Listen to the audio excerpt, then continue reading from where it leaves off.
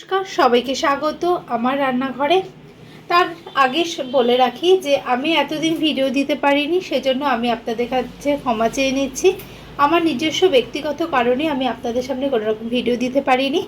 যাই হোক, আজকে আমি নিয়ে এসেছি নতুন একটা রেসিপি। এই রেসিপিটির নাম হলো লেবু লঙ্কা চিকেন। এটি খেতে খুবই সুন্দর লাগে। এর আগেও আমি বাড়িতে বহুবার করেছি। আমার বাড়ির পরিবারের লোকজনরা সবাই সত্যি খুব ভালো খেয়েছে, সেই জন্য ভাবলাম আমি আপনাদের সবার সাথে রেসিপিটা শেয়ার করছি। এই রেসিপিটা করার জন্য সবার আগে লাগবে টক দই। আমি একটু বেশি পরিমাণে টক দই নিয়ে নিয়েছি, কারণ গ্রেভিটা পুরোটাই তৈরি হবে টক দই দিয়ে। দিয়ে দিচ্ছি কাঁচা লঙ্কা বাটা।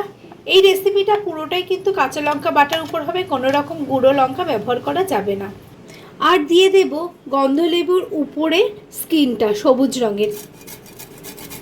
এর সাদা অংশটা দেওয়া যাবে না, তাহলে তিতো লাগবে।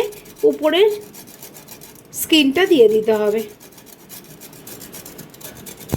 আমি হাফ এখানে ইউজ করব, আর কিছুটা রান্নার মাঝখানে দেব, পুরোটা দেওয়া যাবে না এখানে।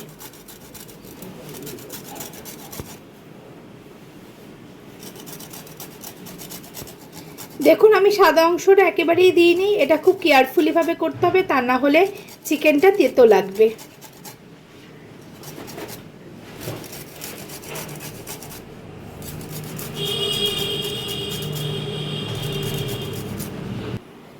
এবার খুব ভালো করে হাতের সাহায্যে এটাকে ভালো করে মেখে নিতে হবে।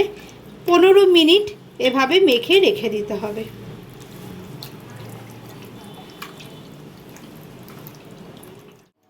কড়াই গরম হয়ে যাওয়ার পর কড়াইতে আমি তেল দিয়ে দেব। দিয়ে দেব রসুন বাটা। এবার দিয়ে দেব পেঁয়াজ বাটা।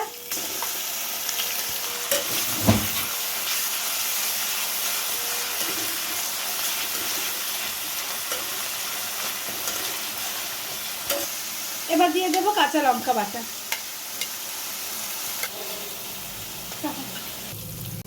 এবার দিয়ে দেব গন্ধলেবুর উপরে স্কিনটা, বাদ বাকি যে অংশটা বাকি ছিল সেটা দিয়ে দেব।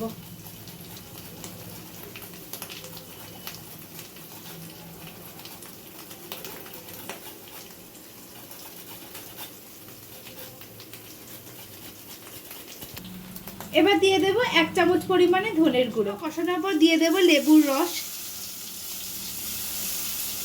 আমি 1 টুকরো লেবু নিয়ে ওটাকে রস করে দিয়ে দিলাম।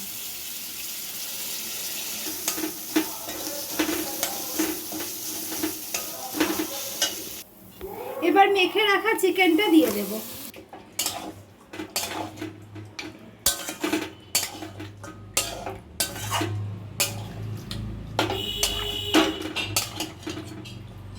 এবার দিয়ে দেব খুব সামান্য পরিমাণে গরম মশলার গুঁড়ো, স্বাদ অনুযায়ী লবণ। এবার ঢাকা দিয়ে কম আঁচে কিছুক্ষণের জন্য রেখে দেব।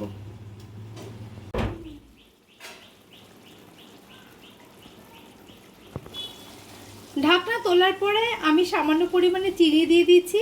আমি এই রেসিপিটা কোনো রকম জল ব্যবহার করিনি।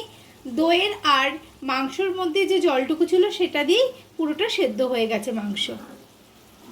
এবার আমি কাঁচা লঙ্কা, চেরা 2টো কাঁচা লঙ্কা আর একটু লেবু চিড়ে উপর থেকে দিয়ে দেব।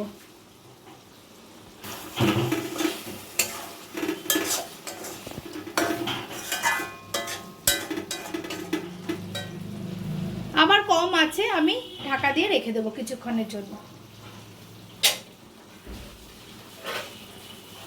রেসিপিটা আমার হয়ে গেছে। এখানে যে লেবুগুলো দিয়েছিলাম, লেবুগুলো এবার আমি তুলে নেব।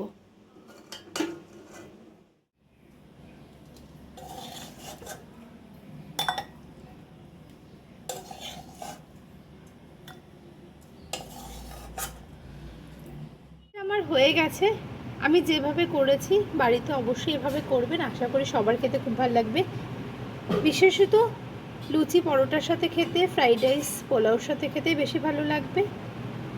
আপনারা বাড়িতে অবশ্যই ট্রাই করবেন। সবাইকে আমার নমস্কার।